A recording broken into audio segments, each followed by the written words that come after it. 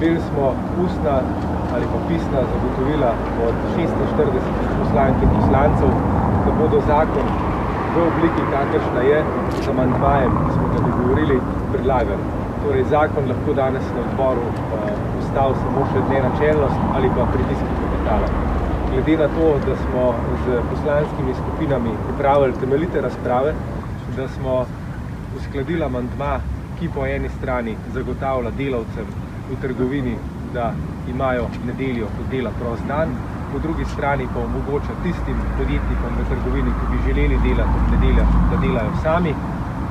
Mislim, da smo našli po 17 letih kompromis, ki ni neustaven in da smo našli kompromis, ki je dober za obe strani.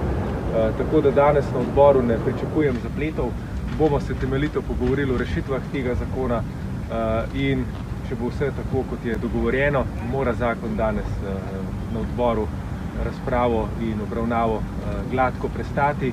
Jutri na seji pa pričakujem samo še tehnično razpravo.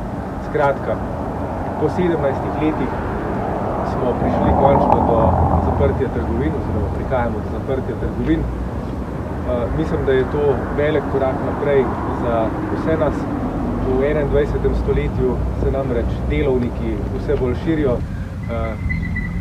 ljudje postajamo vse bolj vpeti zgolj v potrošnjo in delo in s tem, da bomo delavcem v trgovini, več kot 30 tisoč jih je, omogočili prosto nedeljo, bomo naredili korak naprej v smer, da ljudje v tem stoletju ne bomo samo delavci in potrošniki, da ne bomo samo živeli za to, da delamo in trošimo, ampak da bomo živeli in imeli kakovost v življenju.